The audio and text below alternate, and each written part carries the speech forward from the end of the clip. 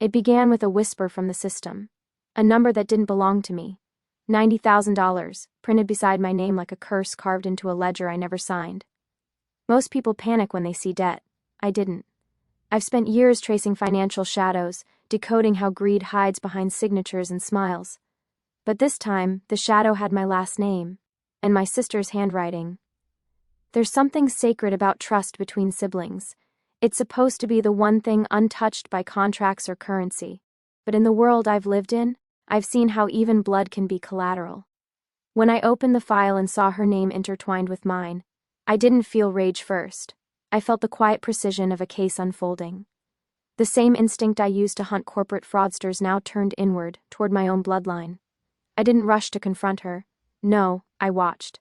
Every transaction, every falsified document, every keystroke that led her deeper into the web.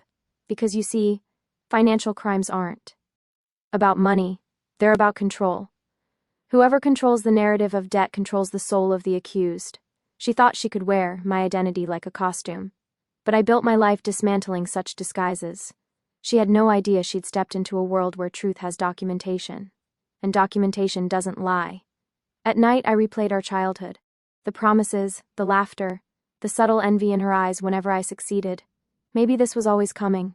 Some debts begin long before they're written, born out of resentment, pride, and silence. But this time, the system she tried to use against me would become my weapon. She thought she could forge a future with my name. What she didn't know was that I was the system she'd just defied. Every fraud leaves fingerprints, not on glass or paper, but in code, in metadata, in the digital residue of arrogance. My sister never knew how loud guilt becomes when it moves through a system. She believed that deleting a file erases it, but I've spent my life watching ghosts in databases, fragments of intent preserved by machines that never forget. The first trace was an IP address that matched a familiar network, our childhood home. The second was a timestamp, aligned perfectly with the night she called me, pretending to check in. I could hear the nervous echo in her voice then, but I didn't recognize it for what it was, the sound of a person rehearsing lies. When I replayed the call later, I caught the tremor behind her laugh. That was the real confession. I built a silent case, layer upon layer of evidence, screenshots, authentication logs, emails she sent from devices I once fixed for her. The digital trail grew like ivy around her illusion, tightening with every new discovery. But still, I felt something colder beneath it all. It wasn't just deception, it was desperation. Why would someone I shared blood with risk everything to become me? Then it hit me. Identity theft isn't only about greed, it's about envy. The kind that eats quietly through the years until it finds an outlet sharp enough to cut. She didn't just want the money, she wanted to live inside the image I built, the stable job, the respect, the quiet fear I commanded in a room full of executives. She didn't know those things were earned through scars she couldn't see. As I compiled the final report, my cursor hovered over the send button, the line between justice and destruction. Reporting her would mean the end of her career, her freedom, her family. Not reporting her would mean endorsing the betrayal, validating the idea that my identity was hers to borrow. For someone who lives by evidence, the choice should have been simple. But blood complicates logic. So I did what investigators rarely do. I waited. I let the guilt ferment. Because sometimes silence is a louder punishment than any federal charge. Guilt always speaks first through routine. She started calling more often. Short, nervous check-ins that arrived at same time every evening. The words were ordinary, but her pauses weren't. Each silence between sentences carried the weight of a question she was afraid to ask. Does he know? I never answered it. I let the pauses hang there, long enough for her heartbeat to echo through the line. In investigations, we call this controlled awareness. When the subject begins to sense the trap but can't locate its edges. She began changing passwords, closing old accounts, even moving money into cash. Every move confirmed what she feared. I didn't need confession, her panic was testimony enough. Watching her unravel was like observing a reflection fracture, each shard showing a different version of her, none completely intact. I stayed quiet, documenting everything. My restraint wasn't mercy, it was precision. The best revelations aren't forced, they're timed. One misplaced accusation can turn truth into revenge, but the right silence can make guilt confess itself. She was now living in a digital labyrinth. She'd built herself, and I simply turned the lights off. Still, there was a moment, a flicker of doubt, that reminded me she was my sister. Late one night she sent a message, "If something happens to me, will you take care of Mom?" No context, no explanation, just fear wrapped in obligation. For a brief second I saw not the thief, but the girl who once hid behind me during storms. Long gone cold. Every sound in the room, the hiss of milk steaming, the dull scrape of chairs, seemed to count down to her arrival. When she finally stepped inside, she looked smaller than memory.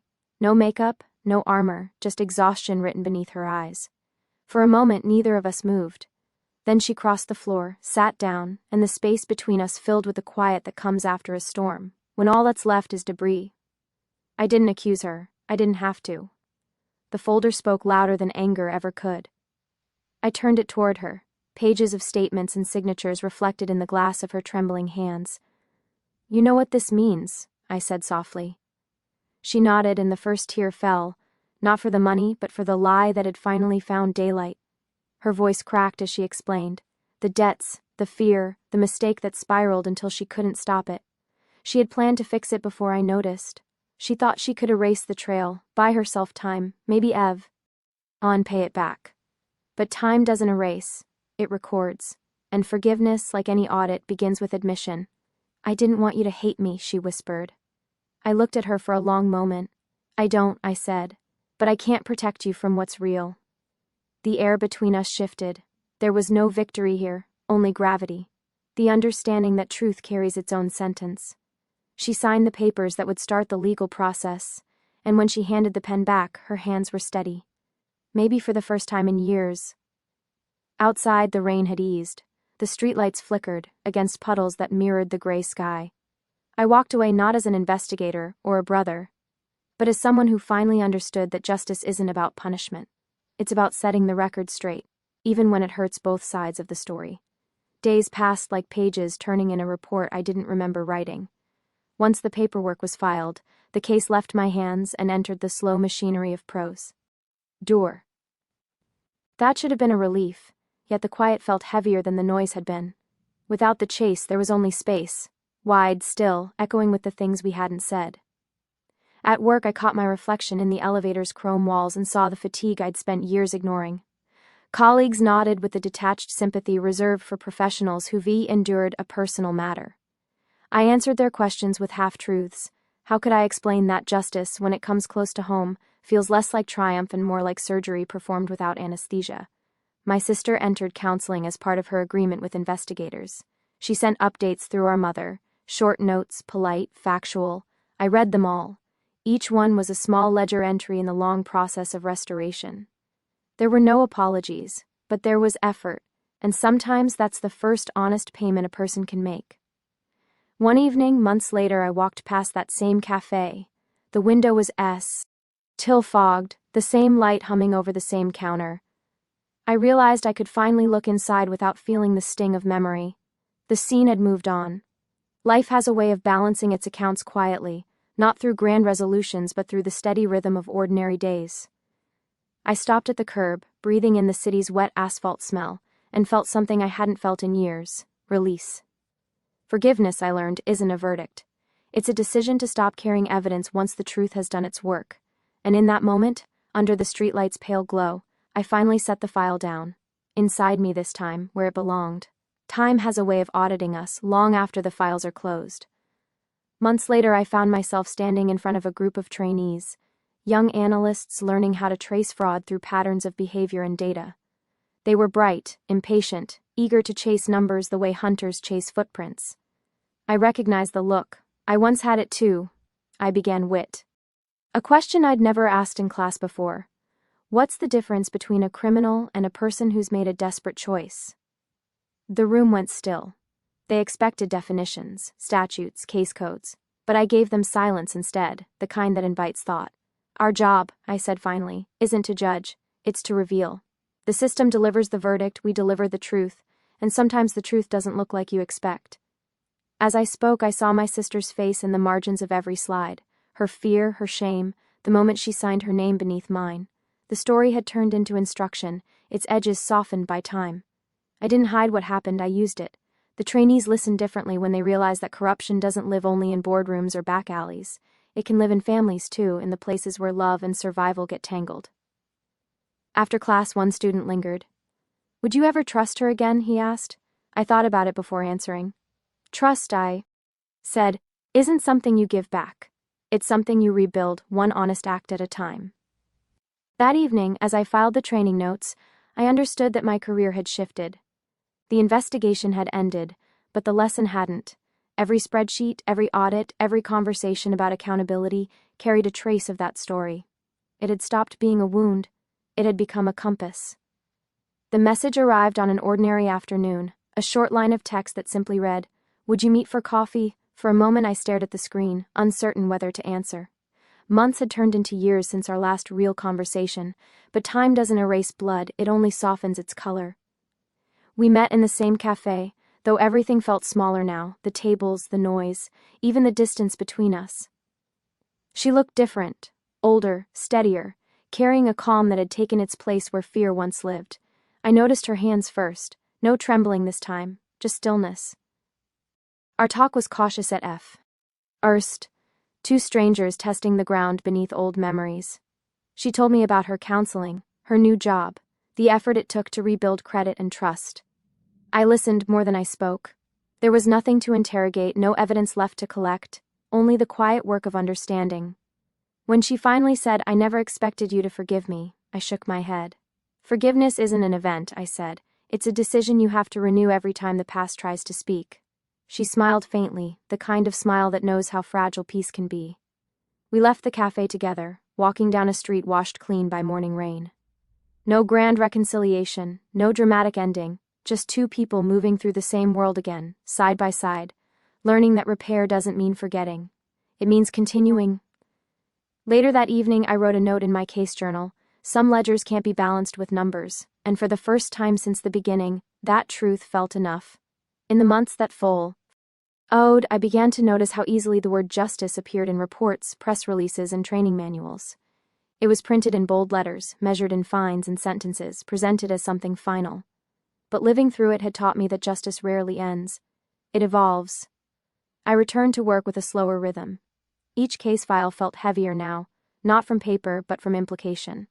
Behind every fraudulent transfer or forged identity, there was a human equation. Fear on one side, opportunity on the other. It didn't excuse the act, but it explained the cracks where ethics begin to slip. I started to add a line to my case summaries. Consider motive as context, not defense. It wasn't policy, just perspective. Colleagues noticed the change. Some thought I'd grown softer, others called it wisdom. I didn't argue either way. The truth was simpler. Once you've seen how easily good people can cross invisible lines, certainty becomes a fragile thing. One afternoon, I spoke at a conference on financial ethics. The audience expected statistics, but instead, I told them a story. Not about my sister, not even about me, but about the cost of losing compassion in pursuit of perfection. When I finished, the room stayed silent for a long time before the applause began. It wasn't the sound of victory, it was recognition. Walking out into the evening, I realized that the work I did now wasn't about exposing failure, but about preserving integrity. Justice wasn't a gavel or a law. It was a living balance, maintained by empathy as much as by evidence. And maybe, after everything, that balance was the only real redemption either of us would ever need. A new trainee joined my unit that spring. A quick mind, sharp with data, impatient for results. Watching him reminded me of myself years ago, before experience had sanded down the edges of certainty. His name was Daniel, and on his first day he asked the question every beginner asks: "How do you know when a case is finished?" I smiled, remembering how I once believed there was a clear answer. "It's finished," I told him, "when you've learned what the evidence can't teach you." He frowned, puzzled, and I let the confusion sit. Some lessons need time to ferment. As weeks passed, we worked side by side on a small fraud case.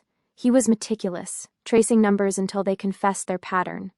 Yet when we interviewed the suspect, a middle-aged man who'd forged invoices to keep his failing business afloat, Daniel's precision faltered.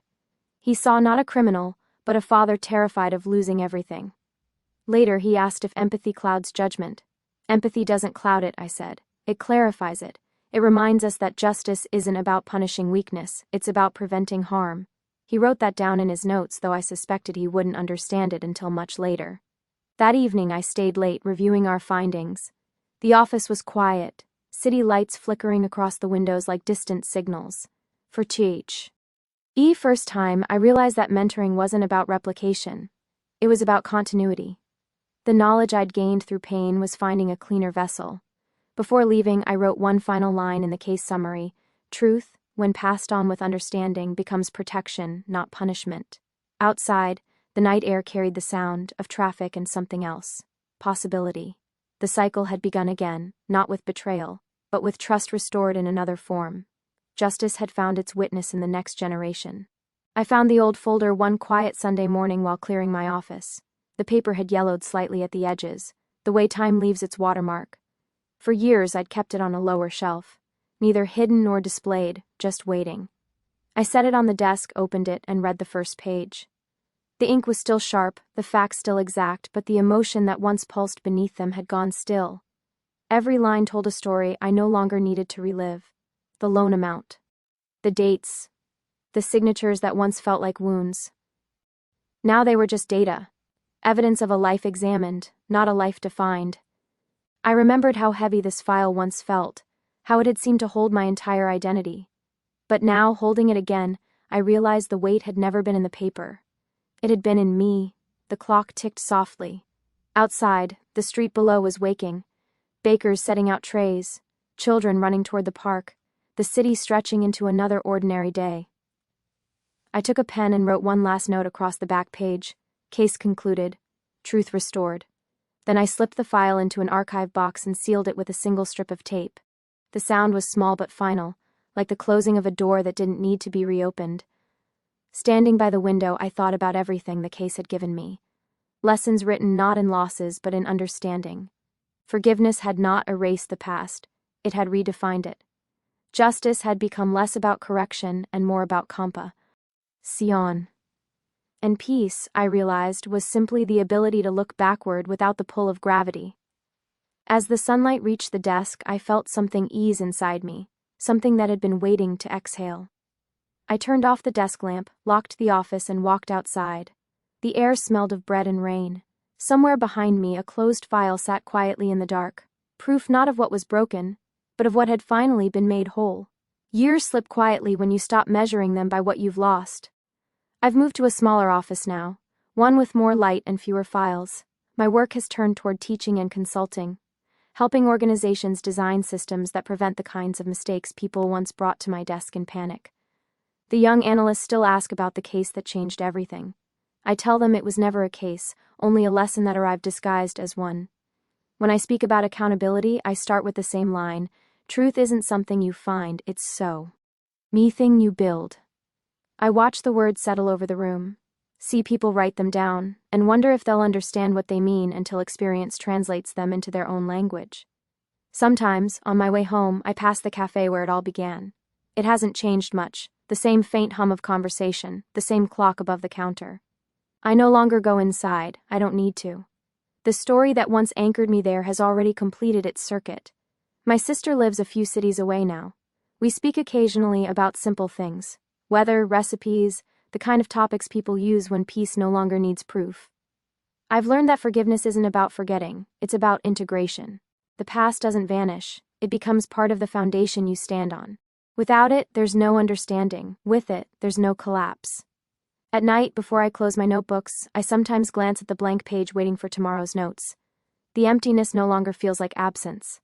It feels like trust, the quiet confidence that the truth, once faced, no longer has to be feared. The first rain of autumn came early that year. I was walking home when it began, slow, deliberate drops that seemed to fall with intention. The city softened under the mist, its edges blurring like memories gently letting go of their sharpness. I didn't hurry. For the first time in years, I had nowhere urgent to be. The world had become quieter since the file closed. Cases still came and went, reports still demanded precision. But something within me had shifted. I'd stopped chasing justice as a finish line. Instead, I'd begun to see it as a rhythm. Something you learn to move with, not something you conquer.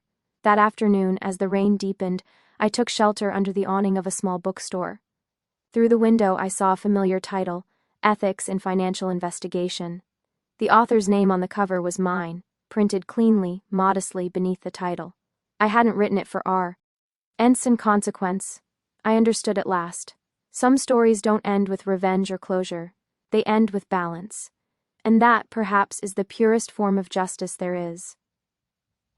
There comes a moment when the noise fades, when the documents, the evidence, even the memories fall silent. In that stillness, you understand, the story was never about who was right or wrong.